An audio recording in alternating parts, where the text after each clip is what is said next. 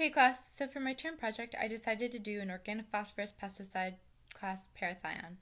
Its scientific name can vary depending on how it is made: methanol for methylparathion and ethanol for ethylparathion. Common names include thion spray, radiotox, and DPP. The molecular formula is displayed below. It shows you all the components that are incorporated with this molecule. Here instead is a picture of what parathion actually looks like. I just wanted to quick show you that parathion is a nucleophilic compound. So it was initially used as a pesticide solvent on crops in Germany to feed troops during the war effort, but in 1948 the U.S. seized the patent. It was used as a chemical warfare during the Rhodesian Bush War of Africa back in the mid 20th century, and has also been cited as a suicide agent throughout the world. Opportunities for exposure consist primarily of factory workers who are involved with the mixing and manufacturing of this drug, agricultural workers who may have to work up close with the drug, and aviation pilots who spray this drug are most at risk. This is because they're at risk of inhalation, which in severe cases may lead to respiratory arrest. Although the half-life of parathion is relatively short, children are still more susceptible to the effects. Here are some example factors that increase your susceptibility for parathion due to their ability to cause compound oxidative stress, especially after the age of 45, because that's when your glutathione levels start to dip.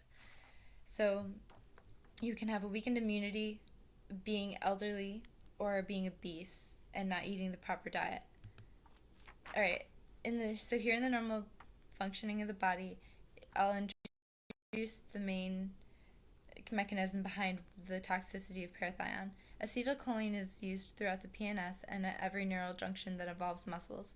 It determines the proper skeletal movements because acetylcholine floods the synapse and acetylcholinesterase cleans up whatever is left over. This partnership is disrupted by the parathion's ability to inhibit acetylcholinesterase. Let's look at how. So first, parathion can be ingested, inhaled, or absorbed through the skin.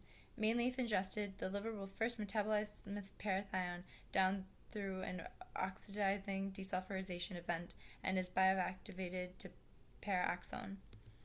The thion sulfur atom binds covalently with the active site on acetylcholinesterase, leads to the inability of acetylcholinesterase to function, hence acetylcholinesterase inhibitor, can lead to the overstimulation of cholinergic neurons or just muscle fasciculations and random uncontrollable body movements.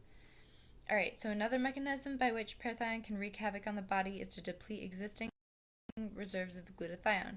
When ingested, parathion can leave the liver defenses as it goes on to other target organs. This includes the nervous system, the heart, the eyes, the skin, and the blood. Through oxidative stress, the mitochondria have become overwhelmed and you might begin to feel fatigued. Overall, however, parathion can leave your immune system in a jeopardizing situation.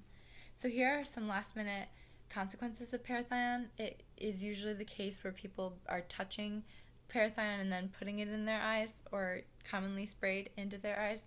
But if that be so, you have irritation to the eyes, blurred vision, and meiosis, nausea, vomiting, and abdominal cramps, severe diarrhea, and salivation. We know is the acetylcholine receptor that we learned in class.